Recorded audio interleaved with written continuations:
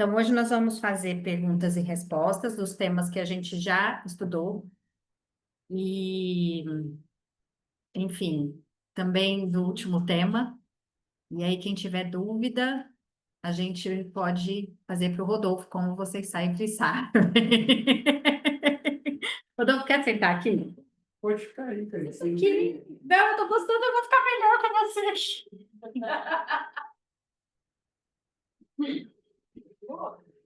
Sim, pegou. Pode passar. Você até abre a porta para você.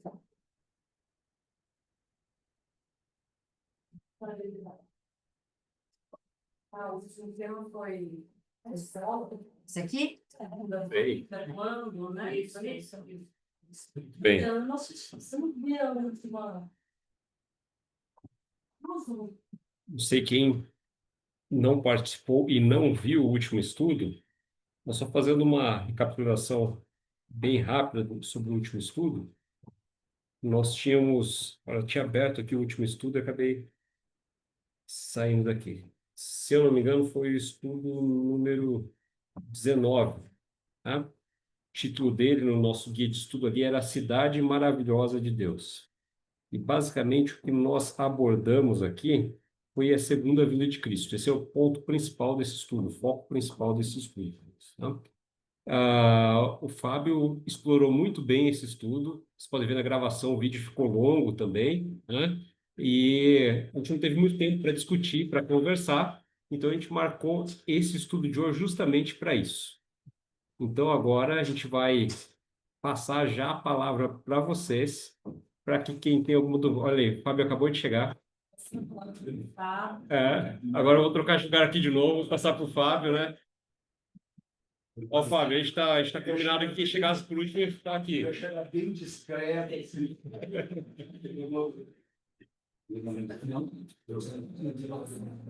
Sentar ali na Bom, então a gente vai começar com dúvidas que vocês já têm. E aí, Fábio, tranquilo? Se você já tem, já preparou, já tem alguma dúvida na cabeça, já pode ir perguntando. E ao longo da nossa conversa, que a gente pode ir adicionando mais informações, podem surgir outras perguntas, tá? E fiquem à vontade. Quem gostaria de começar? eu quero fazer uma pergunta. Fique à vontade. Quando a gente foi falado, né, do anticristo, é sempre ligado com a religião não é e política. Isso. Mas é sempre alguém que pessoas ligadas à religião, né? Pergunta se Ambas. Pessoal, vocês estão escutando a Roberta? Não. A gente vai ter que... São Paulo. Pode ser. Pode ser? Pode. Deixa só o Fábio entrar ali, daí eu vou mutar o som aqui pelo computador e a gente vai ouvir pelo telefone. Tinha falado que ia trazer o webcam no próximo estudo aqui, acabei esquecendo de trazer. Mas nós temos microfone, mas eu só esqueci de... Se você ver, como usar. Foi muita informação para não sei como. É só ter conectado no Bluetooth aqui, mas agora... Meio fluido, desenvolve. série, deixa eu usar o som cara. Não vou curar. Não sou livre. Eu só sei entrar pelo WhatsApp, aqui eu tenho que falar. Você quer óculos? Eu sem óculos, eu espero do nada. É só certo. Eu tô nessa. Boa! Essa é outra pessoa. Não, eu Nossa, outra pessoa. maravilhoso, né? Um óculos lindo, péssimo. Nossa, nossa. Essa aí de pé, eu também. Olha, não,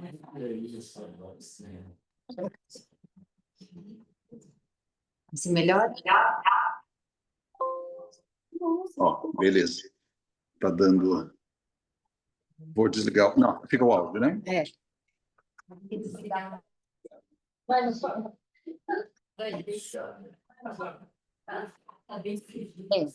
Passa a sua pergunta. Ai, não. Sobre a questão, né, do anticristo, Acho que tem que abaixar o volume, peraí. tem que, acho que, tirar o volume.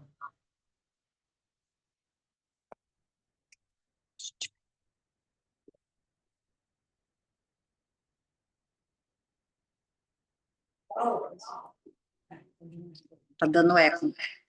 É que agora assumo que para que eles falam. Faz a pergunta, Sim, mas agora, se colocar o áudio aí, vai.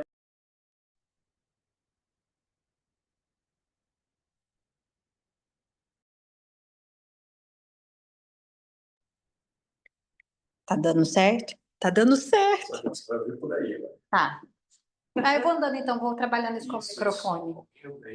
Tá. Pode falar. Sobre o anticristo, né? A dúvida é se essa ligação entre religião, né, e política, e poder, necessariamente, não sei. E eu estava até conversando esse final de semana, que nem, por exemplo, Hitler entra. Não, foi até uma pergunta que minha mãe falou. Lógico, não sabia responder. Porque ele era ligado, né, à religião e poder político. Vou usar essa pintura aqui para te dar uma resposta. É de Hitler? Mas coincidência, palavra foi. Se essa imagem aqui dizendo que tá boa. Sim, sim, foi bem claro. Sim. Então, essa pintura aqui, do Lucas Signorelli, acho que é o nome dele, aqui está aqui, Lucas Signorelli. Tive várias informações aqui nela, mas se a gente dar um zoom nessa parte aqui em especial, ele retrata o anticristo aqui.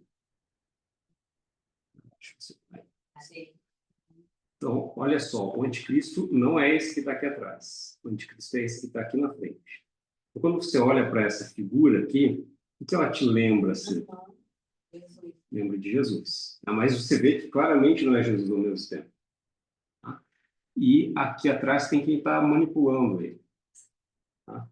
Então, o anticristo, ele é de dentro, é religioso.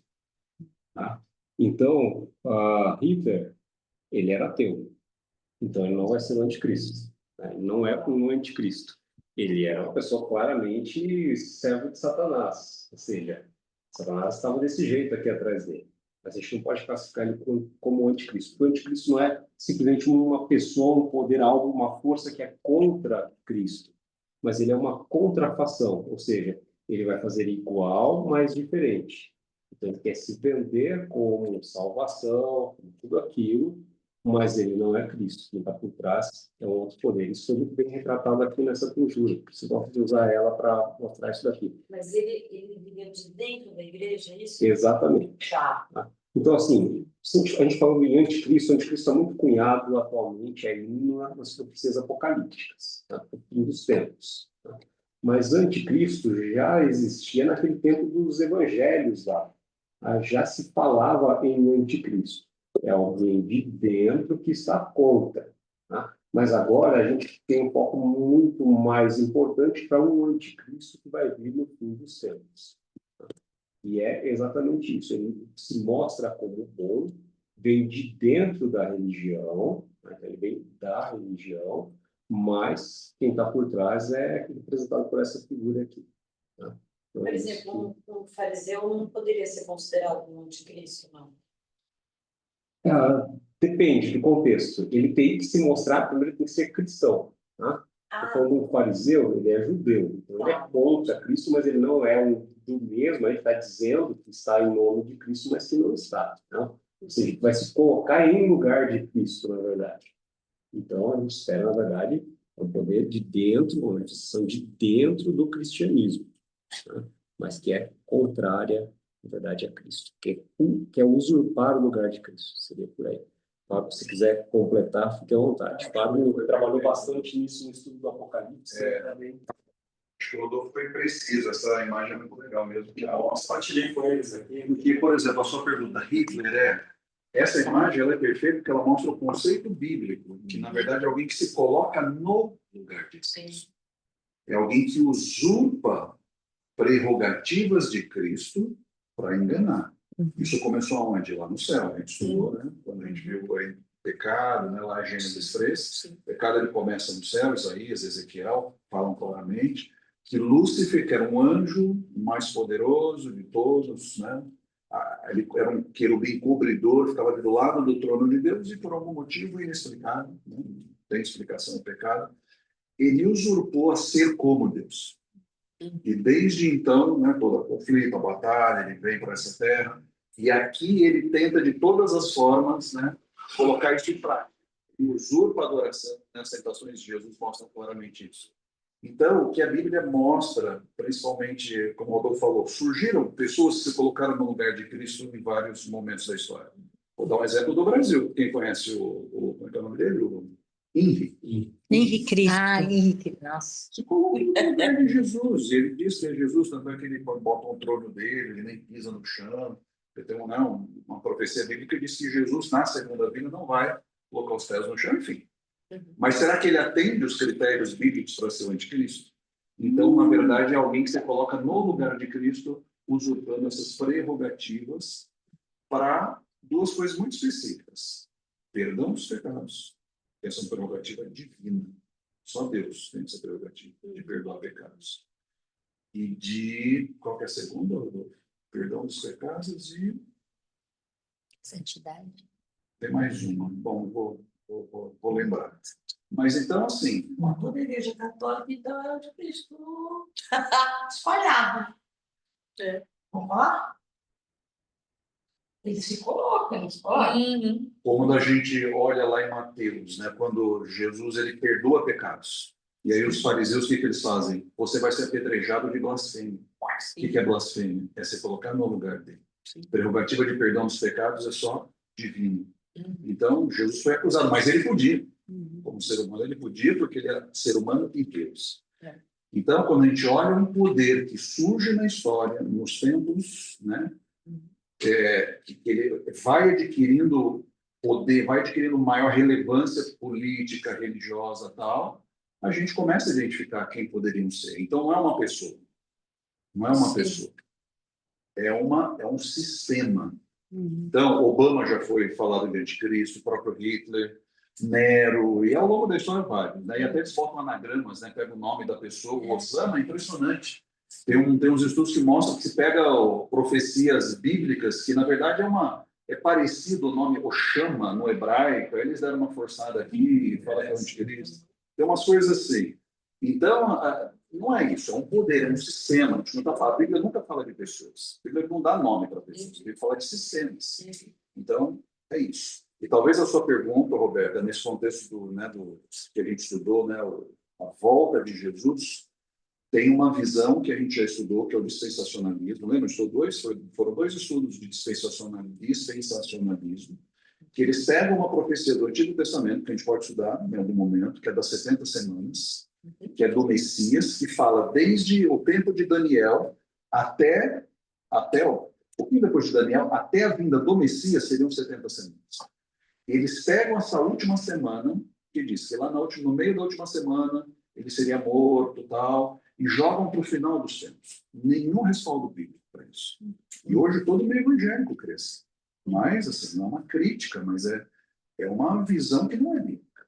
Então, quando essa última semana está lá no final, eles dizem, no meio dessa última semana, que lá no original era a vinda do Messias, a vinda de Jesus, no ano 27, no ano 34, né, 27, eles jogam no final e dizem, aí vai aparecer o anticristo, que ele vai ter prerrogativas de criar uma paz mundial, e no meio da semana ele vai virar a casaca, e aí ele vai perseguir a igreja vai ser arrebatada, é o tal do arrebatamento secreto. Então, essa é uma visão do mundo evangélico. Mas não é a gente pode estudar sobre as 70 semanas, que é a base para eles. Eu acho que isso deve ser o nosso próximo tópico, terminando esse estudo aqui, que Eu acho. Começa a pegar Profecia. Pode ser, sim. impressionante como as coisas se cumprem. Então, a primeira vez que você vai achar na Bíblia aí sobre o anticristo, onde está claramente o termo anticristo, é lá em João. Estou procurando a passagem aqui, não lembro exatamente qual que era a passagem, mas lá ele vai dizer que já existem muitos anticristos entre eles. Tá? E depois, outra passagem muito importante é de Paulo, 2 Tessalonicenses 2, essa daqui é mais clássica, 2 Tessalonicenses 2, 7 em diante. Ele chama aqui de homem da iniquidade. E ele começa dizendo o seguinte: com efeito, o ministério da iniquidade já opera e aguarda somente que seja afastado aquele que agora o detém. Ou seja, é algo que sempre existiu. Mas ele deixa claro que é algo sobre o fim. E aqui é que motiva um pouquinho essa teoria de conspiração do dispensacionalismo. Tá? Mas se a gente entender aqui, não é nada daquilo que eles colocam que a Bíblia traz. Entendendo a profecia das 70 semanas é muito importante para selar bem esse conhecimento. Então, aqui no verso 8, a gente lê: ora, o aparecimento do iníquo é, segundo a eficácia de Satanás, com todo o poder, e prodígios da mentira.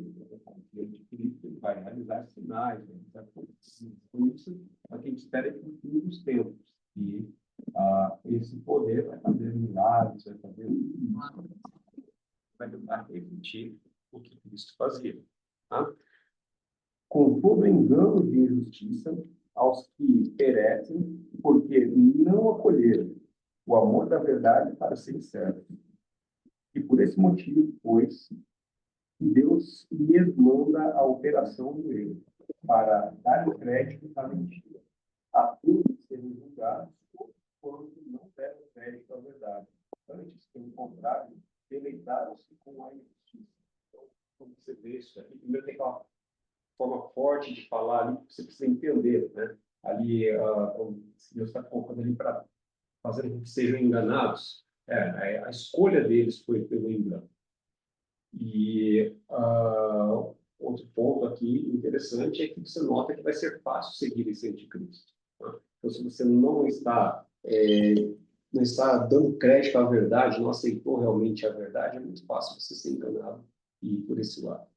Então, isso é... Se o milagre vem através do Espírito Santo, como é que ele consegue? Ou não vem? Eu estou falando besteira? Então, Nem sempre. nem sempre. É. Olha, sim, a gente acredita que existe Deus também, existe Satanás. Né? E ele é algo muito mais, ele tem poderes muito maiores do que os nossos.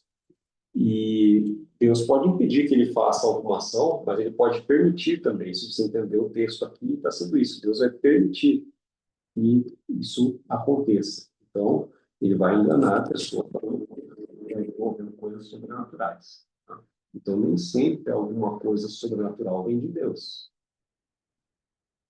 Por exemplo, a gente estuda lá em Êxodo, quando Moisés foi lá e Deus deu aquele sinal: olha, se eles não ferirem você, você pega o seu cajado, joga e ele vai se transformar numa serpente. Os magos reproduziram Só que aí a serpente de Arão, né, Moisés ali, foi lá e comeu as outras. Outro exemplo é Jesus nas tentações. Parece Satanás em pessoa para ele. Pega ele e leva para o pináculo do templo, como é que ele levou? Levou. Jesus no pináculo do templo, imagina, na época era um negócio muito alto. Então, tem poderes. Por exemplo, lá em Samuel, quando Saul ele se afasta de Deus, e ele, naquela ânsia, né, sabendo que estava meio perdidão lá, ele procura alguém para invocar um espírito para trazer Samuel. E Samuel, entre aspas, aparece para ele. Só que a Bíblia diz que não era Samuel. São espíritos de demônios transfigurados num profeta Samuel. Então, ele tem poder para fazer essas coisas mais. Né? Eu achei aqui o texto, Rodolfo. Na verdade, são dois textos que falam sobre essa questão do anticristo.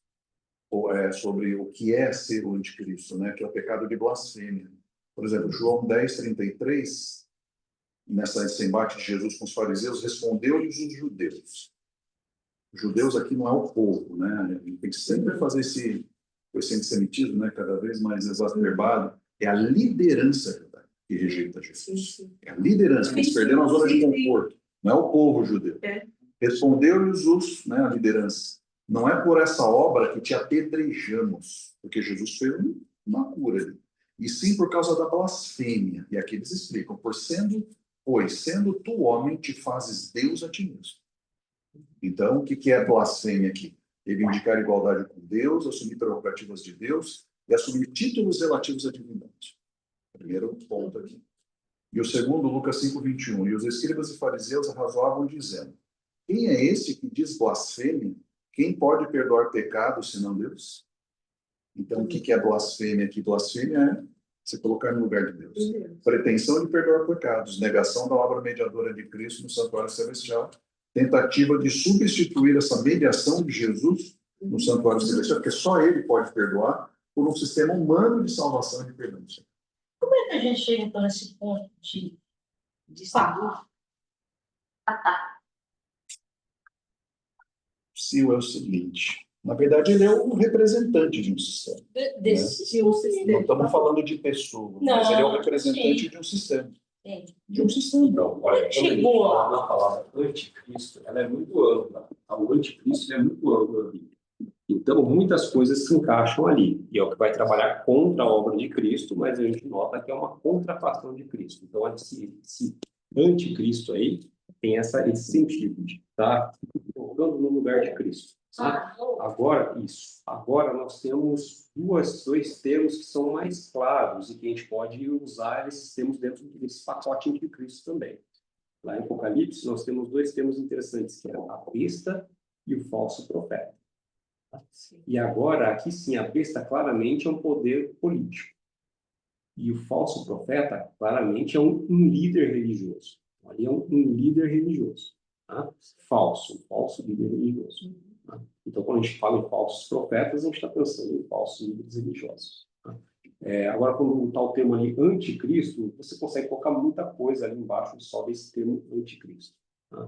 Então, o que é mais claro que a gente consegue enxergar com bastante clareza é a besta, que é um poder político-religioso. Poder político-religioso que persegue aqueles que seguem a Cristo.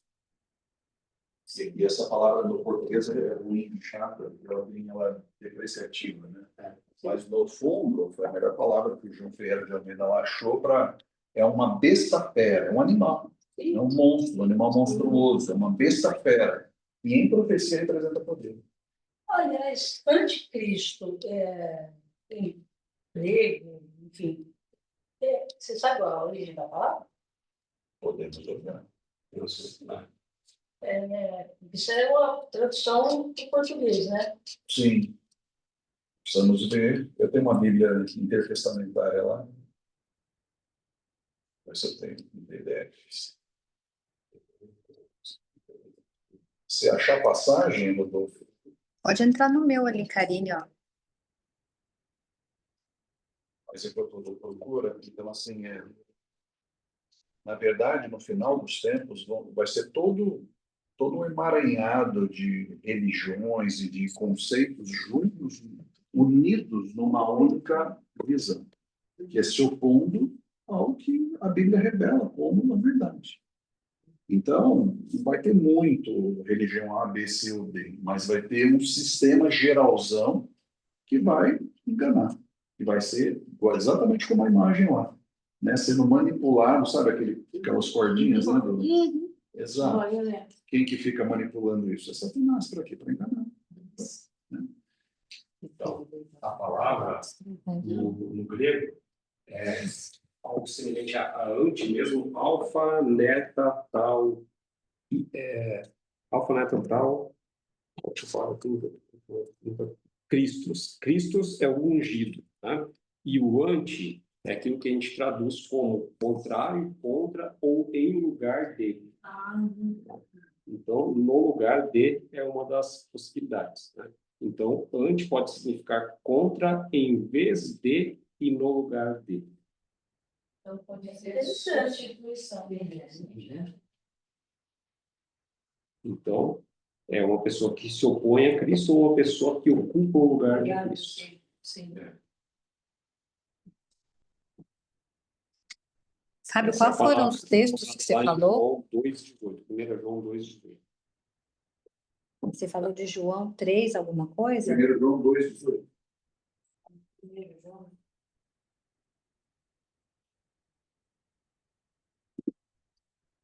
Enquanto a gente dá uma pausa, fazer um negócio.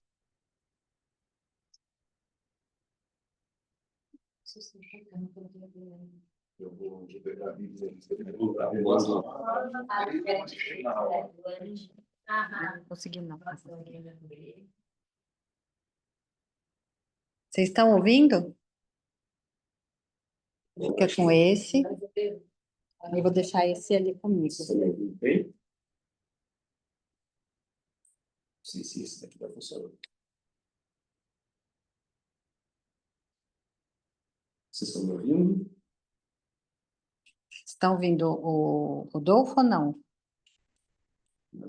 Mais ou menos? Ele muda. Então, vou deixar do outro jeito mesmo. Vamos fazer do jeito manual. A Karine vai fazer bastante exercício aqui.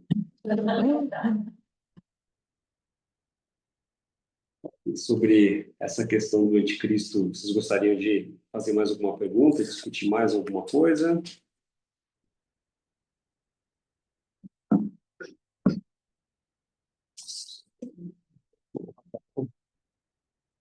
Vou pegar lá no carro, vou pegar lá no carro. Mas... Eu te entendi perfeitamente. Nossa, gente. Ele tem em português e o original em inglês. 1 João, Mateus? 1 João 2,18.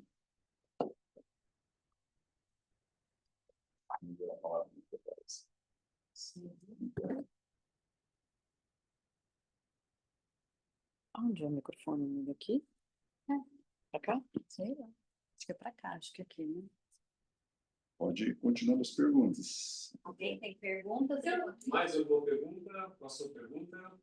Sil? Eu tenho uma pergunta, só que assim, desculpa, eu não assisti os últimos estudos, né? Não pude participar. Mas eu acho que tem a ver com o que a gente está conversando, que é a história do pecado. É uma coisa que eu ainda acho que, para mim, ainda tem muita coisa para a gente estudar sobre. É exatamente a mesma palavra, Rodolfo. Anticristos. Está num dos casos do grego aqui do... Obrigado. Anticristos. Esse som de V é... O Vzinho é um N, é um som de N. Isso. Anti e o X, que é o Xi, né? Xi, o Rho, I, o Sigma, Tau, o é o. E aqui é aquele Szinho. Anticristos. Christos é a forma grega de ungido, né? Então, Para esse Cristo. anti é isso que ele falou, que pode ser em vez de, no lugar de, contra. Na Bíblia, não é que se opõe a Cristo. No fundo, se opõe, mas na Bíblia, o significado é que se coloca no No lugar, lugar. que usurpa as prerrogativas, para as pessoas enxergarem nele como Cristo. Usurpa as prerrogativas de Cristo. Eu volto a perguntar, vocês não falaram, mas a questão, como nós chegamos nesse ponto do Papa, estou falando como instituição, se a prerrogativa da Bíblia inteira fala Jesus, só ele, só Jesus Sim. pode perdoar, etc, etc. Como é que vocês entraram na igreja? Então isso, o padre vai lá Sim. É para assim. casa. Lá no ano 300, até o ano 300 e pouco, os cristãos eram os cristãos perseguidos pelo imperador e tudo mais. 300 e qualquer coisa, o imperador Constantino se converte, entre aspas, ao cristianismo. Isso é histórico. Inclusive tem lá na... A gente tem uma união aí de política e religião. Sim, Isso tem no Grande Conflito? tem no Grande Conflito e tem assim, o Wikipedia você vai achar Tá. todo o detalhe. E aí o que ele fez? Que, na verdade, essa conversão dele ao cristianismo, ele estava já perdendo espaço, o Império Romano já estava complicado ali, né? Foi, na verdade, a cola que ele encontrou para meio que dar uma unida de novo na nação. Ele tinha um objetivo político, muito inteligente, esperto, porque ele brigava com, né, o contemporâneo dele lá do Oriente. E aí ele acha isso para dar uma, né, unir um pouco a nação de novo. E beleza, faz isso. E depois vem a queda do Império Romano, que a gente sabe, o Império Romano foi conquistado por ninguém, mas ele se dissolveu, né? Começou os ataques às tribos bárbaras, e aí ele se dissolve e se formam, né, na verdade, mais do que as nações da Europa hoje, tinham mais outras ainda. Aí, nesse vácuo de poder, né, a igreja ela tinha uma organização local para atender a comunidade, que era a igreja cristã, a igreja apostólica. A igreja apostólica. Ela tinha lideranças, então você tinha líderes por região. Tinha ali não sei qual era o nome, mas os presbíteros ali que cuidavam de uma comunidade. Até que tinha os bispos que cuidavam de várias comunidades. E, naturalmente, o bispo de Roma, por estar ali do lado do imperador e tal, ele começa a ganhar projeção sobre os demais e ganhar ascendência sobre os demais, até pela proximidade com o imperador. Quem é esse bispo? Na época lá. Não lembro os Não é, nomes. não é nenhum. Ah, Antes ainda, né, do título papal. tá. Então ele começa a ocupar espaço e ter projeção e ter, né, interlocução ali com o imperador. Aí o Império Romano cai, fica um vácuo de poder, 500 e pouco ali, ano 500 depois de Cristo. Fica um vácuo de poder e lembra, vai todo mundo lá para o Oriente. O Império Romano meio que fica abandonado aqui no Ocidente. E aí ele ocupa esse vácuo de poder e traz prerrogativas para ele, políticas militares, políticas e religiosas. E ele começa ganhando ali o apreço das nações, até que no ano 500 e pouquinho ele ganha a simpatia de Clovis, rei da França, e Clovis empresta o exército francês para ele. E aí ele junta os dois poderes, né? Político, religioso e militar, inclusive. Terceiro. E no ano 538, com essa ajuda ali militar, ele expulsa os povos que não aceitavam a supremacia, os ostrogodos, os visigodos, tal, que não aceitavam a supremacia política dele. A partir do ano 538, aí o bispo de Roma passa a ter as prerrogativas. E antes disso, na época dos imperadores ali de Constantino para frente, o Império Romano era pagão. Então, muitas práticas que eram do Império Romano acabam sendo introduzidas sorrateiramente na igreja por conta de Constantino, e a mãe dele foi uma cristã assim, absurda, né? Esqueci o nome dela. Helena. Helena vai lá, né? Tenta expulsar lá aí começam as cruzadas, né? Expulsar lá os muçulmanos de Jerusalém e tal. E começam a entrar algumas práticas dentro do cristianismo que era para agradar aqueles que vinham do Império Romano. Então, por exemplo, a adoração, não tinha igreja na época, não existia. Aliás, a Bíblia fala bem isso. Não existia igreja, tinha o templo, onde era feito o serviço do santuário, que as pessoas não entravam, só o sacerdote entrava. O que tinha era a sinagoga, que era isso aqui. O que era a sinagoga? Isso aqui. Um lugar para abrir a Bíblia, discutir, cantar, louvar tal. E aí, o que tinha? Os templos pagãos passam a ser as igrejas, porque o povo estava acostumado, entrava no templo, via a estátua ali dos deuses, né? Júpiter, Marte, Diana tal, e adoravam ali. Então, Constantino começa a fazer surgir a igreja como a gente conhece hoje, que são os templos, as imagens surgem também, porque eles precisavam adorar alguma coisa. O domingo, que era o dia do sol, por que era o dia adorado dele? O imperador era né? Ele era o... Até a história era de volta de Mitra, do sol. Exato. Aí começam os dias da semana que surgem nessa época, são uma homenagem aos deuses. O crucifixo, né? Essa ideia do crucifixo surgiu aí? Surgiu por aí também. Nesse sentido, que começam os símbolos agora. Exatamente. Já é cheio de símbolos. Agora você começa a catequizar eles. Então, o Júpiter lá vai estar no Júpiter, agora vai ser São Pedro. Isso, e assim por diante. Isso. A de Júpiter lá na Basílica de São Pedro, hoje, aquela que todo mundo passa a mão e acha que é São Pedro, não é Júpiter. Entendeu? Então começam essas mudanças. Então, essas coisas são introduzidas sorrateiramente e há uma condescendência da igreja. 500 e pouco. 500, começa bem antes, né? De 300 em diante já começa a entrar essas coisas. Então, por exemplo, o dia de guarda. O dia de guarda era o sábado até essa época. Sim. E tinham pequenas comunidades que guardavam o sábado. Aí vem, que era o dia do sol, que é o Sunday, que é o domingo, começa a ser colocado de uma forma mais tranquila no começo. Olha, não vamos trabalhar nesse dia, até que teve leis dominicais naquela época, né, dos imperadores. Não é para trabalhar no domingo, tal, e por aí vai. E aí, somado ao antissemitismo da época, tudo que era judaico se jogava fora. Então, foi o terreno fértil para surgir A e a igreja primeira, introduzir primeira isso. Bíblia impressa, inclusive, foi a católica.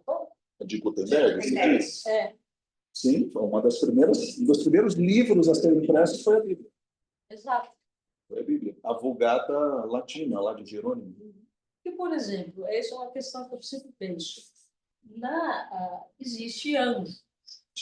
A Bíblia A diz, Bíblia claro. diz que tem anjo e tal. Mas santo não tem, certo? Não. Só um é santo. São buscam fazer a vontade de Deus. Esse conceito de santos. Isso, separado. Exato. Não tipo santo. Não intercessor. Não pode falar, amiga. Exatamente. Então, se isso não for anticristo, eu não sei o que é. Então. É um sistema paralelo de perdão, de adoração. Eu sou Cristo aqui na Terra, eu te perdoo. Isso, se não for anticristo, eu não sei o que é, ué. Usurpa prerrogativas de Deus. E aí, assim, não é uma crítica às pessoas, de novo, né? Eu sempre gosto de frisar isso, mas hoje, toda a, vamos dizer, a autoridade da Igreja Católica está onde? Na hóstia. Porque o que eles creem que é a hóstia? Corpo de Cristo. Então, e quem você encontra a hóstia no mercado para comprar? Você encontra aí no mercadinho da esquina? Não. Onde você encontra a hóstia? Onde você recebe Cristo? Na igreja. Então, percebe? Essa é a fonte de autoridade. É só por meio de nós. Quando a Bíblia é clara a dizer, eu não preciso de pastor, não preciso de padre, não preciso de reverendo, nada. O meu acesso é direto a Deus. Paulo diz isso. Agora vocês podem se apresentar diante do altar, porque nós temos um sumo sacerdote que nos representa. Entendeu? Então, assim, esse é o sistema de engano que está enredando, né? E aí você tem umas dicas aqui sobre, já pensando na besta agora, nesse poder. Daniel 7, verso 25. E proferirá palavras contra o Altíssimo e destruirá os santos do Altíssimo e cuidará em mudar os tempos e a lei. Quem que modificou a lei mosaica, a lei de Que Deus? poder que surge na história que fez isso? Perseguiu os santos? Quem são os santos? Por definição, Paulo trouxe. Os cristãos, os cristãos separados, né? Aqueles que criam. Separado. Quem mudou os tempos e a lei? E é interessante que já aqui nessa profecia diz Ele não quanto fala, ele não fala. essa profecia de Daniel aqui nesse verso aqui a gente tem ali inclusive o tempo sobre o qual esse poder teria domínio pleno. E aqui diz o seguinte: eles serão entregues na sua mão por um tempo e tempos e metade de um tempo. Agora, à medida que vocês forem adquirindo conhecimento, aí vocês vão conseguir calcular o que é esse um tempo, tempos e Não. metade de um tempo. Não. Os dos 7 anos é uma que não é bíblica, não aparece em nenhum lugar da Bíblia.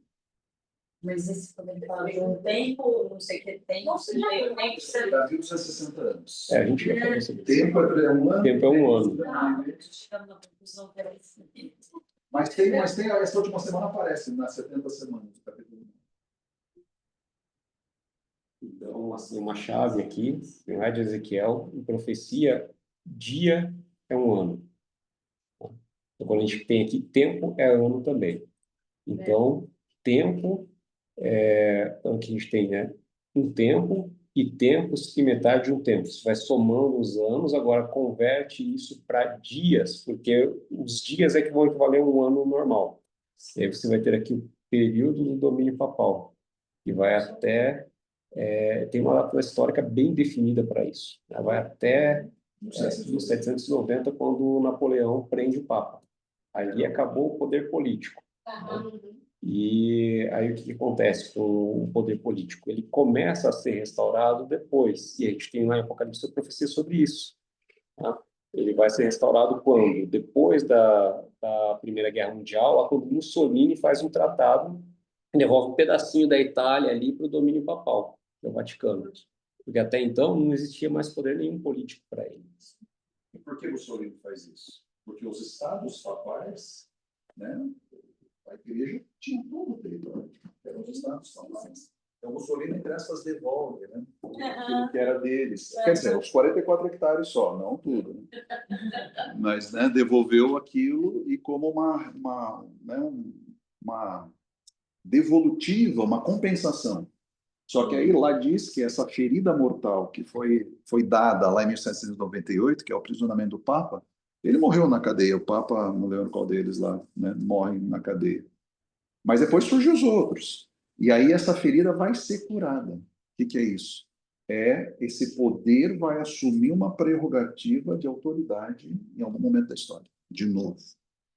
E agora, não mais tendo os dois poderes, o religioso e o político, que tinham lá na Idade Média, de 538 a 1798, então, exatamente os 1260 anos que o Rodolfo falou aí. Mas, e agora ele se une a um outro poder global, então esse poder religioso se une a um outro poder global, que tem aqui a prerrogativa política e militar, para formar essa imagem do que havia lá na Idade Média, que era o poder político, religioso e militar unidos numa única entidade. Agora, no final dos tempos, são as duas bestas de Apocalipse 13, a do mar e a da terra. Faz a distinção, né? Isso, são dois poderes que se unem com o mesmo objetivo. Uhum. E aí a gente precisa estudar para saber qual é um, vocês já descobriram qual é um, e qual é o outro. É bem interessante. Fala, né? Eu acho engraçado isso. E qual que é o outro? Estados Unidos. Estados Unidos. Sim. Estados Já Unidos. tá aí, né? Estamos tendo alguns Então, lampejos. Estamos tendo lampejos do que é o poder americano. Exatamente. Eu pensei muito Exatamente isso. E se encaixa perfeitamente. Quando esse poder surge na história, é século XVIII, que nação surge?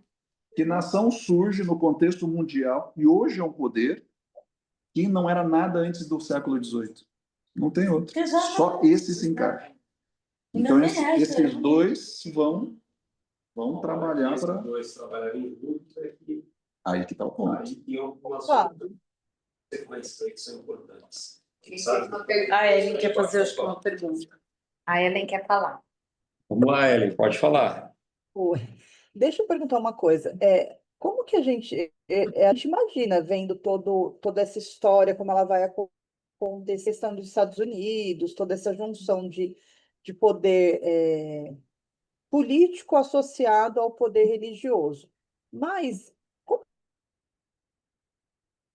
que a gente pode afirmar isso? Mesmo porque a gente consegue ver, aconteceu isso aqui no Brasil, aconteceu isso em alguns outros pontos. Como que a gente pode conseguir afirmar isso? Travou num pedaço da sua pergunta. Eu acho que eu peguei a sua pergunta inteira. A sua pergunta é como que a gente pode dizer que vai haver essa união entre os poderes, é isso? Não que vai haver. O que vai haver a gente sabe na Bíblia. Mas, assim, como que a gente pode, por exemplo, afirmar é os Estados Unidos? A gente tem esses lampejos pelo que está acontecendo, mas, por exemplo, na política aqui, a gente viu também uma junção de questões políticas com religiosas. Em outros lugares do mundo, a gente vê essa junção. Nesse sentido, eu queria saber. Então, o primeiro ponto para a gente descobrir isso é quando se fala sobre essa segunda besta. Deixa eu achar aqui. Eu sou... Quando a Bíblia descreve essa segunda besta, então a gente tem a primeira besta e depois a gente tem a segunda besta. Essa segunda besta, a primeira besta, ela emerge do mar. E mar significa povos, onde é bastante povoado. Então tem todas as características que vão descrever a segunda besta que a gente liga muito facilmente com o papado. E ela emerge do mar, ali onde existem muitas pessoas. A segunda besta, ela é representada ali por um bode, né, ou por um carneiro. Agora não estou... Me fugiu aqui qual que é o animal.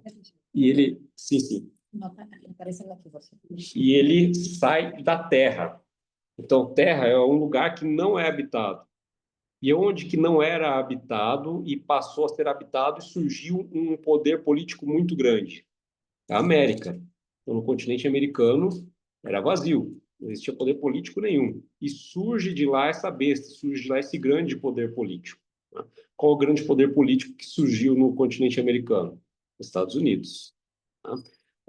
Ele é como um cordeiro, mas ele fala como um dragão. Então, é aquele soft power americano, né? Ele é manso e tal, mas ele que manda, né? Nada vai ser diferente, tá, do que ele quer. Então, essas são as principais evidências que a gente tem aí para começar a ligar tudo isso com os Estados Unidos, tá? Então, a gente tem bem claramente aí esse poder que se levanta da terra, se levanta de onde não há povos, não havia até ele se levantar, tá? E aí surge esse poder político ali. Então, essa é a principal evidência aí que a gente consegue ligar com os Estados Unidos da América. E a China nisso tudo? Obrigada. Pois é. Então, e o que é interessante sobre essa? Por que a China não está na profecia? Note que sempre as profecias elas estão relacionadas com onde o povo de Deus está, né? E a China Praticamente lá, não? não está, né? Ou seja, uma minoria muito pequena lá. Então, a China não é citada na profecia, e eu acredito que, finalmente, os poderes que vão dominar, tá dominando aí a geopolítica, vão ser realmente os Estados Unidos, ou seja, isso que a gente vê crescendo da China e tal, pelas profecias, não vai ser algo que vai tomar o lugar dos Estados Unidos, né? Então, a gente não... É como muitas vezes a gente vê alguma tendência que vinha acontecendo na história e, de repente, não... O apoio aos Estados Unidos geral justamente foi contra a China, na verdade, não a favor dos Estados Unidos, né? Por isso que eu estou perguntando. As coisas hoje estão tão interligadas, interconectadas. Muito. Por exemplo, se os Estados Unidos quebrar, quebra a China e o mundo inteiro, né? Hoje, a China é a maior credora, a maior compradora de títulos da dívida americana, né? Então, assim, a China não aparece especificamente na profecia, mas porque não vai ser protagonista. Mas talvez tenha algum envolvimento, não sabemos, mas não como protagonismo. E aí, Ellen, nessa linha do que você falou também, quando a gente olha os detalhes, a gente começa a ver que vai ter, né, esse poder, ele vai ter a capacidade de impor, ó, e foi-lhe dado comunicar fôlego à imagem da besta, para que não só a imagem falasse, como ainda fizesse morrer quantos não adorassem a imagem da besta, a todos os pequenos, os grandes, os ricos, os pobres, os livres e os escravos, quer dizer, contexto de globalidade aqui. Faz com que lhe seja dada certa marca sobre a mão direita ou sobre a fronte, para que ninguém possa comprar ou vender. Quem tem poder hoje para fazer isso? É o que ele está fazendo agora, né? Só Aumenta, baixa. bota a taxa aqui e ali. Imposto lá. Então, é o único no mundo que tem esse poder. Mas a comunidade europeia também. Mas é quando a gente vê outras características que surgem de uma área desolada, num contexto específico aqui da profecia. Então, Só para ler sobre sobre a segunda besta aí, aqui como está em Apocalipse, que é quando a gente consegue ligar aí com os Estados Unidos, Apocalipse 13, verso 11 em diante. No início do capítulo 13, a gente tem uma descrição aqui que se encaixa muito bem com o papado, né? Então a gente vê ali uma besta que sai do mar, que possui 10 chifres, então cada chifre aí é um poder, um reino, né? A gente tem tudo isso daí envolvido ali. Tem a queda dos chifres e tudo mais, tem tudo isso aqui na história que dá para te encaixar bem. Agora, o importante aqui é a segunda besta, né? A besta que emerge da terra. Tem mais uma terceira besta meio perdida por aí que a gente não dá muita importância, mas ela também vai ter um significado. A besta do abismo, né? Depois, se tiver alguma curiosidade, a gente pode até comentar sobre ela.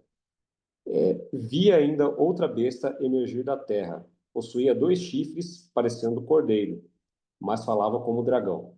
Então, o poder que emergiu da terra parece boa, né? Parece um cordeiro, e os Estados Unidos surgiu de cristãos que foram perseguidos, de protestantes que foram perseguidos na Europa, tá? Mas, como eles já começaram ali, construindo uma nação que não tinha relação nenhuma entre religião e política, eles tentaram fazer isso.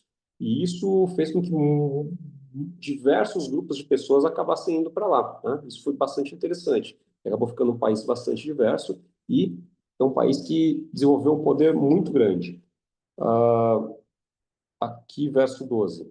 Exerce toda a autoridade da primeira besta na sua presença. Então, a primeira besta existe, mas toda a autoridade que tem é essa segunda besta, tá? Fez com que a terra e os seus habitantes adorem a primeira besta. Aqui é que a gente fica difícil a gente entender ainda como que vai acontecer, mas cada dia a gente vê um pouquinho mais isso se tornando, né? Cuja ferida mortal fora curada. Então, aquela ferida mortal lá, que é quando Napoleão, quando o poder papal foi destruído, também opera grandes sinais, de maneira que até fogo do céu faz descer a terra, diante dos homens. Seduz os que habitam sobre a terra, por causa dos sinais que lhe foi dado executar diante da besta, dizendo aos que habitam sobre a terra que façam uma imagem à besta, aquela que, ferida a espada, sobreviveu. E lhe foi dado comunicar fôlego à imagem da besta, para que não só a imagem falasse, como ainda fizesse morrer quantos não adorassem a imagem da besta. A todos, os pequenos e os grandes, os ricos e os pobres, os livres e os escravos, faz que lhe seja dada certa marca sobre a mão direita ou sobre a fronte, para que ninguém possa comprar ou vender, senão aquele que tem a marca, o nome da besta ou o número do seu nome. Aqui está a sabedoria. Aquele que tem entendimento, calcule o número da besta, pois é número de homem. Ora, esse número é 666. Agora, tem um monte de significados aí que devem começar a incomodar a cabeça de vocês, né? E eu deixo para vocês perguntarem se vocês quiserem saber alguma coisa, a gente pode discutir, mas se vocês não quiserem discutir agora, vai ter um horário, um tempo programado para que a gente aborde esses assuntos também. Acho que pode ser uma sessão inteira. Sim. Sim. Entender a profecia. Você viu como o negócio é bom? Mas é engraçado isso, que eu sempre falo isso para vocês, né? Quando eu era criança, eu ia dar o curso do Apocalipse com meu pai, a gente não entendia. A gente já tinha a compreensão de que era os Estados Unidos, mas como que os Estados Unidos ia das mãos para o poder papal de novo? Não fazia sentido naquela época, porque o Papa não tinha nem pisado.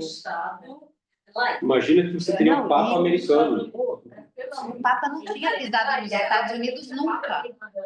Nunca. Eu lembro o dia que eu estava assistindo a televisão e o Papa João Paulo nos Estados Unidos, sendo recebido pelo presidente dos Estados Unidos. Então, para a gente que estuda profecia, eu lembro que quando eu era criança, eu falava assim, nossa. Então, tem coisas que a gente está lendo aqui, talvez ainda a gente fala assim, ah, será? Mas aí eu estou falando para vocês que a gente já tinha essa compreensão de pequena, que era os Estados Unidos, e não fazia sentido, porque os Estados Unidos era um país protestante, que fugiu do poder papal. Aí eu já era mais velha, eu lembro o dia que João Paulo estava lá pisando na Casa Branca, e com honras e tudo mais, e não sei o quê. Aí eu falei, estou vendo um momento bíblico histórico, né? Aí vem assim, na hora, o pensamento de tipo, aquilo tá... E foi ali que começou. Foi a primeira vez que um papa pisou nos Estados Unidos. A gente... E para exercer esse poder de opressão e restrição da liberdade, parece uma coisa inadmissível, porque a primeira emenda é isso, né? Que é garantido, assegurado a separação entre igreja e Estado e todo mundo tem liberdade. Exato. E para eles é muito caro isso. E a segunda emenda reforça isso. Então, vai chegar um momento que isso vai ter que ser modificado, né? Vai ter que ser a Constituição americana. Mas é um momento muito crítico, crucial, quando uma série de conjunturas, a gente pode estudar isso, uma série de conjunturas começarem a acontecer. Mas, voltando àquela questão do anticristo, a gente pode estudar, assim, Apocalipse 13, juntando com Daniel 7, poderia começar a profecia. Porque agora vocês já têm, né, os detalhes ali dos símbolos, né, e já o conhecimento bíblico. Mas só para trazer algumas declarações que são oficiais da igreja, eles dizem isso e com toda a autoridade que eles têm. Eles não dizem, né, está escrito, inclusive, em fontes oficiais do Vaticano, eles dizem assim, nós, os papas, ocupamos sobre a terra o lugar do Deus Altíssimo. Isso, Papa Leão 23, Leão 13, tem aqui a encíclica dele, e por aí vai, ou seja, reivindicando igualdade. Olha outra. O sacerdote ocupa o lugar do próprio Salvador quando, ao dizer ego te absolvo, eu te absolvo, ele absolve do pecado. Esse grande poder que Jesus recebeu, Ele o comunicou a seus sacerdotes. Perdoar um só pecado requer toda a onipotência de Deus. Mas o que só Deus pode fazer por sua onipotência, o sacerdote também pode fazer, dizendo: Ego te absolvo a peccatis tuis, eu te absolvo dos teus pecados. São Clemente, portanto, tinha razão para dizer que o sacerdote é, por assim dizer, um Deus na terra, fonte oficial do Vaticano. E a última aqui. Opa, enroscou. A última aqui. Mas a nossa admiração deveria ser muito maior quando verificamos que, em obediência às palavras de seus sacerdotes, este é o meu corpo, falando da hóstia, Deus mesmo desce sobre o altar e vem onde quer, e tantas vezes que eles o invocam, e se coloca em suas mãos, mesmo que sejam seus inimigos. E depois de ter vindo, ele permanece inteiramente à disposição deles, pois o move de um lugar para o outro, como lhe apraz. Assim, o sacerdote pode, de certo modo, ser chamado criador do seu criador. Isso não é blasfêmia, gente. o quê? Criador do seu criador. Porque quando ele diz aqui, ó, este é o meu corpo, Ser era para mais hóstia, humilde. Jesus pode estar fazendo o que ele quiser no universo, ele desce Naquele momento. naquele momento. E a última, o Papa é Jesus Cristo na Terra. Os reis, príncipes mundanos diferenciam-se do Padre como chumbo do ouro mais fino e mais puro. Muito abaixo do Padre estão os anjos e arcanjos, porque ele pode, em nome de Deus, perdoar pecados. Ao passo que os anjos não puderam. Nós somos superiores à Mãe de Deus, porquanto ela deu à luz a Cristo uma única vez, e nós o criamos todos os dias. Sim, os sacerdotes estão até certo ponto acima de Deus, visto que ele deve achar-se a todo tempo e em toda parte à nossa disposição, e por nossa ordem baixar do céu para a consagração da missa. Deus criou, é certo, o mundo com uma simples palavra, haja, mas nós, padres, criamos o próprio Deus com 3 palavrinhas. Fonte oficial. Por que eu estou falando isso? Só para dizer... São textos que os padres escrevem, são tratados que eles escrevem sobre temas... Não são as leis internas. Não. É a visão da igreja sobre vários contextos. Vou dar um exemplo. O Papa Francisco escreveu uma encíclica, não lembro o nome agora, mas falou muito sobre meio ambiente, sobre, né? O Papa João Paulo II falou muito sobre o descanso no domingo. E aqui a gente entende, é aqui que eu queria chegar. Aqui a gente entende por que a igreja realmente ela diz que ela tem autoridade para mudar a guarda do sábado para o domingo. Porque ela se intitula assim, ela está acima de Deus, inclusive. Então ela tem autoridade. Então ela é muito honesta quando ela diz que nós mudamos a guarda do sábado para o domingo. Ela é honesta, porque ela se entende dessa forma. Agora, o protestantismo como um todo não tem como justificar pela Bíblia. Não tem como. Porque não está na Bíblia isso. A própria igreja admite que ela, por essa autoridade, ela mudou. Agora vamos lá. E a Silvana?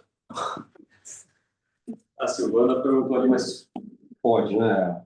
Isso daí. E como que ninguém acorda para isso? Se você ler lá em Mateus 24, lá no verso número... Deixa eu ver aqui, se não me engano, é o verso 20, 20 alguma coisa também. Aqui, verso 21. Porque nesse tempo haverá grande tribulação, como desde o princípio do mundo. Peraí, aqui ainda...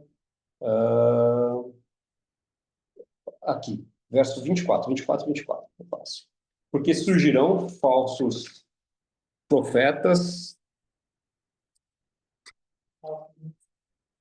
e falsos cristos, operando grandes sinais e prodígios para enganar, se possível, os próprios eleitos. Então, o que acontece? A Igreja Católica, ela tem uma filosofia bem grande, muito bem construída por trás de tudo isso. E, para isso, ela trata, interpreta, primeiro de tudo, ela puxou para o magistério da igreja, para os padres, para os sacerdotes, a interpretação da Bíblia. Então, não é para o crente interpretar. Isso é reservado. Tá? E aí, eles têm uma filosofia muito rebuscada em cima disso para sustentar isso. Só que, para isso, você tem que apagar, esquecer partes da Bíblia. Tá? E eles jogam todas as profecias como tendo acontecido no passado. Então, já aconteceram todas as profecias. É a visão preterista das profecias. Então, nada disso diz respeito ao futuro. Tudo isso se cumpriu naquela época. Tá? E, a partir daí, você tem então esses falsos profetas, que são essas pessoas que trabalharam nessas doutrinas que não são bíblicas. E aí, com esse magistério da igreja, entra toda a tradição. Então, para o católico, Não é só a escritura que é importante, mas toda a tradição da igreja tem valor. Mas está acima, porque é a partir dela que você interpreta a escritura. E qual que é a chave para a gente interpretar as escrituras? É Cristo. Desde o Gênesis até o Apocalipse, a chave é Cristo. Tá? Então, a gente tem aí já literalmente esse lugar sendo ocupado. Mas aqui diz que esses falsos profetas enganariam, se possível, até os escolhidos. Agora, tem um detalhe. A gente tem pessoas boas que vão ser salvas dentro da Igreja Católica e tem pessoas que vão ser perdidas em outros lugares. Isso é muito simples. Tem a parábola do joio e do trigo. Está tudo misturado. Agora, tem um momento que vai haver uma separação. Né? E a Bíblia ela dá indícios sobre esse momento também, dá sobre os sinais que vão acontecer. Isso é algo bastante interessante. Tá? Acho que a gente deixa mais para frente, senão a gente não sai dessa pergunta. Né? E é fácil entender por que esse vácuo, porque as pessoas não tinham mais acesso a Bíblia. Pega na Idade Média, as pessoas eram iletradas, eram analfabetas praticamente. Quem que sabia ler? Ninguém. Onde estava a Bíblia? Nos mosteiros. Né? Então, é muito mais fácil. Então, a espiritualidade era muito baseada na superstição, essa coisa. Então, isso é terreno fértil para qualquer absurdo. Tipo, eu posso comprar o perdão dos meus pecados, as indulgências. Como?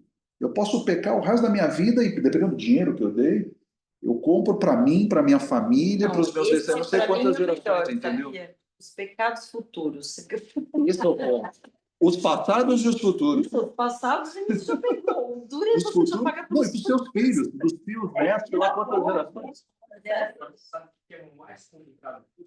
Tudo isso, a verdade estava dentro da Igreja Católica. Eles conservaram a Bíblia durante todo o tempo.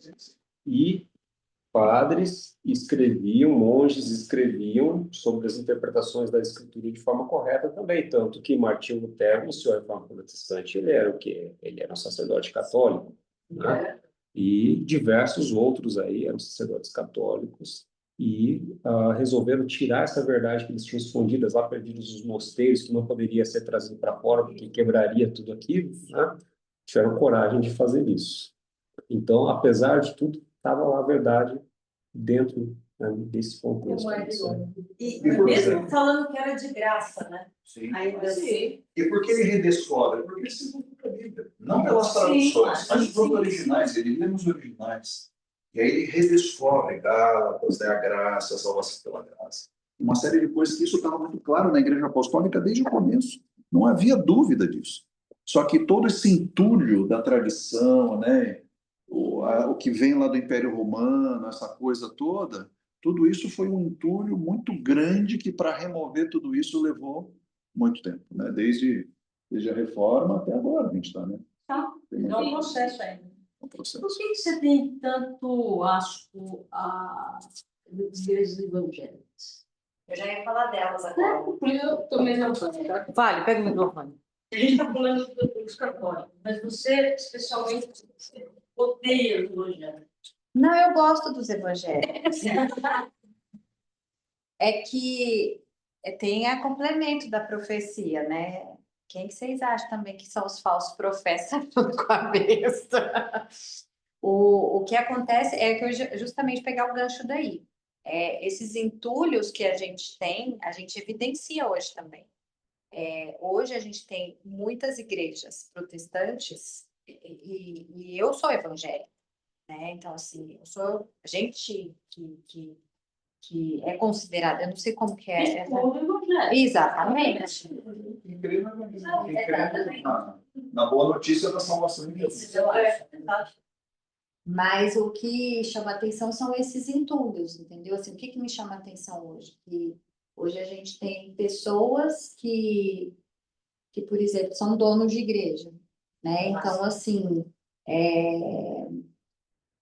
a gente percebe que tem muita gente falando muita coisa, fazendo muito ministério, fazendo muita coisa, só que tem o lobo em pele de cordeiro. Hoje também, quando fala a Bíblia dos falsos profetas, acho que se vocês quiserem complementar, mas acho que a Bíblia vai falar muito de falsos profetas. E vai falar que, isso quando a gente for estudar mais profecia, e eles que manjam mais de profecia, eu só sei assim por alto, um dos sinais é justamente um, um, um reavivamento de falar de Cristo, está na moda falar de Cristo, né? A igreja evangélica, a Rede Globo teve que mudar um pouco da programação dela para incluir os evangélicos. A gente já está percebendo uma movimentação do mundo evangélico, e eu acho que, eu não sei se já passou, mas até então, no Brasil, os católicos eram a grande maioria. E eu lembro que a última estatística, se não passou, estava quase passando. Então, a gente percebe também relatos dos Estados Unidos, que é um país extremamente protestante, de relatos de igrejas que estão tendo reavivamentos, etc. Então, assim, é só, na verdade, não que é o que vai acontecer profeticamente, é esse reavivamento, falar de Cristo, e na verdade estão usando o nome dele, mas na verdade são lobos em pele de cordeiro. Então, que isso vai acontecer no final também. Poderiam falar que isso é um trabalho do em várias formas, sabe? Mas aqui, o anticristo é aquele que se coloca mesmo no lugar. Sim, sim. Todo esse movimento evangélico, na verdade, aí É um avivamento geral. é um avivamento geral. Deles, para dizer, pega dinheiro, vai aqui, sabe? Evangelho da prosperidade, Isso, sim. isso. Mas, por exemplo, eles não falam que eles são cristos, não. Não, isso não. Então, Isso não. Então, Por isso que eu estava dizendo para a Maria, não se encaixa ele bem como anticristo. Mas dentro de uma outra característica aqui, ó. Ela falou, um falso profeta. Falso profeta. Falso profeta, dá um exemplo que eu estou lendo Jeremias, né, que eu li hoje. O que aconteceu? Jeremias estava falando para o povo: olha, é o seguinte, vocês estão com o coração duro, e ele fala para o povo dentro da igreja, que seria a igreja. Ele fala para o povo de Israel, ele fala assim: olha, vocês estão fazendo sacrifícios, vocês estão fazendo tudo certinho lá, achando que isso tá bom. Só que Deus está triste com vocês, porque no fundo, o coração de vocês está endurecido, vocês não confessam os pecados, vocês adoram, tem outros deuses, mas vocês liturgicamente estão fazendo tudo bonitinho. É aquele que vai para a igreja e diz assim. Então, Jeremias estava dando um recado para o povo, falando: olha, se vocês não arrependerem, Deus vai destruir, não, vai permitir que os babilônios venham. E a Bíblia fala várias vezes que eles não ouviam, não queriam. E nesse mesmo período tinha os falsos profetas, que é uma coisa que sempre ocorre, porque Satanás sempre vai fazer essa dupla voz. O falso profeta falavam assim: não está acontecendo nada não, paz, paz, e davam mensagens de paz, e a Bíblia usa isso daqui, esse termo, mensagens que acolhiam o que estava no coração deles, que era gostoso de ouvir, que acalentava aquilo que eles estavam querendo ouvir. Então, Jeremias vinha e falava: Deus está bravo, não sei o quê, e tinha um bando de falso profeta que falava que estava tudo bem, que Jeremias que estava louco, né? Então, assim, o falso profeta, ele está ele está falando de Deus, ele está dentro do povo, ele está ali também, e está dando uma mensagem que não vem de Deus, ele não vem de Deus. E o falso profeta é misturado, e assim, é muito, eu fico... Uma falsa sensação de bem-estar. Dá uma falsa... Isso.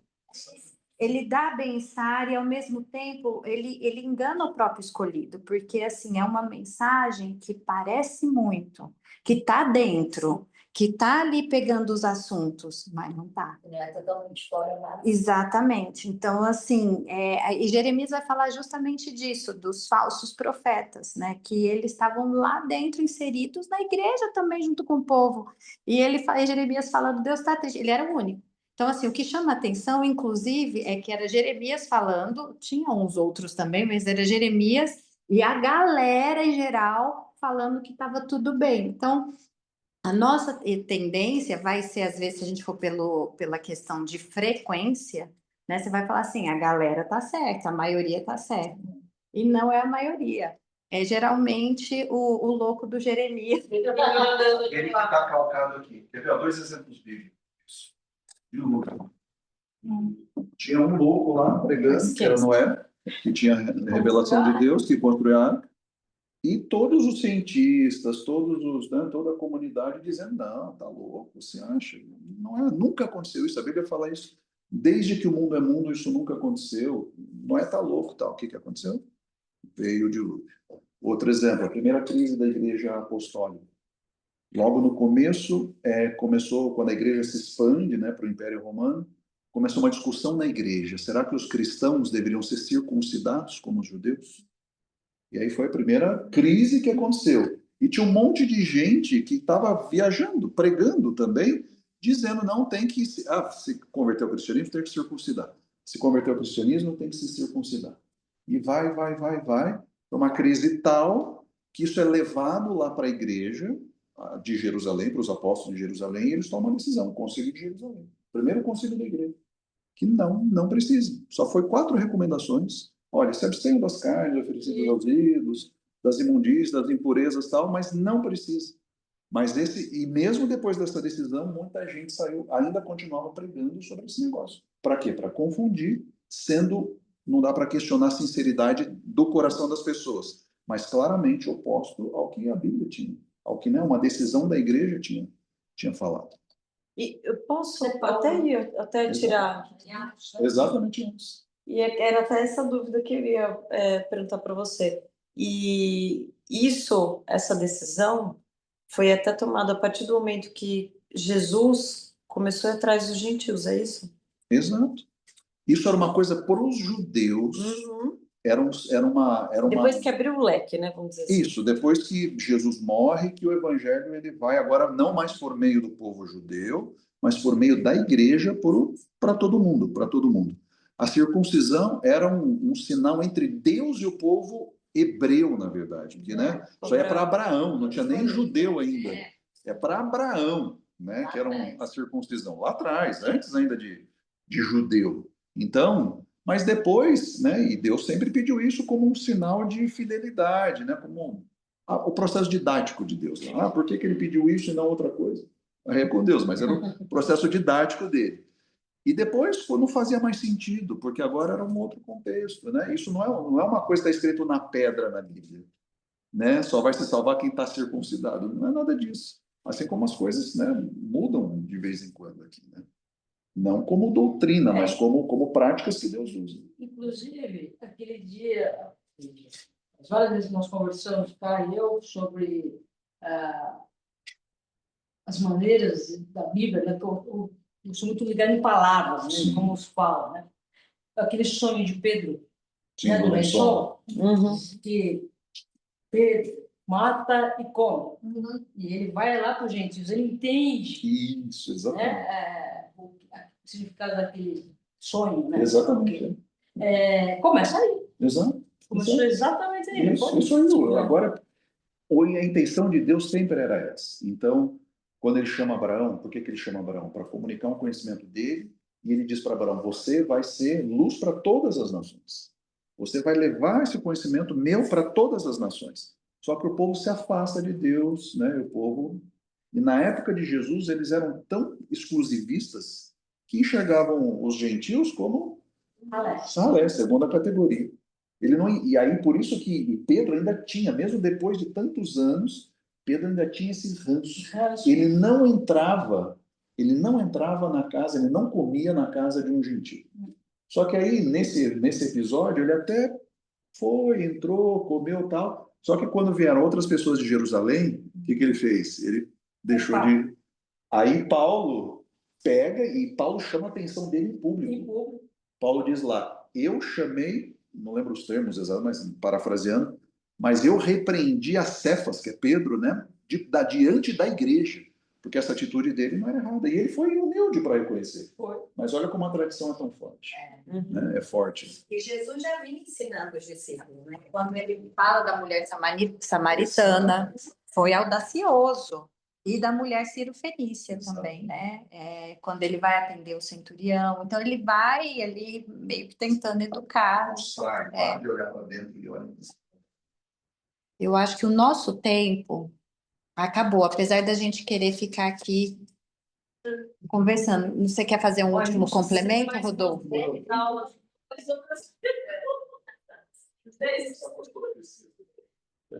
A gente já está terminando o livro aqui, depois a gente já pode começar com as profecias. Quer fazer um complemento? Não, não vou complementar nada, não, senão a gente vai ficar mais preso aqui ainda. Então vamos terminar aqui. Você ora para a gente, Rodolfo? Ora, oremos então. Querido Deus, muito obrigado pela oportunidade que tivemos mais uma vez de nos reunir para estudar a sua palavra. Senhor, ajude-nos a discernir entre o certo e o errado, ajude-nos a reconhecer os sinais que o Senhor nos dá e abençoe também os nossos lares, nossos familiares, ajude-nos a refletir essa verdade que nós descobrimos na sua palavra, a quem está ao nosso redor. Perdoe, Senhor, nossos pecados, nos guarde e ajude-nos a termos uma fé cada vez mais fortalecida. Em nome de Jesus. Amém. Só um spoilerzinho. Olha. 1, 2, 3. Tchau, gente. Obrigada. Os 5 estudos vai ser sobre os profetas. Ainda existe profeta? Obrigada. Boa noite. Boa Boa noite. noite, boa noite, gente. Fica com Deus. Vocês também. Tchau, tchau. E por acaso é a Karine que vai fazer. Dividiram isso? Sim. Eu falo que é Deus, porque eu orei tanto na divisão e falei, Senhor, só me dá tema que eu consigo falar. Eu não acho que deve ser a Karine, não, porque esse daqui a gente fez, na verdade, uma continuação do outro.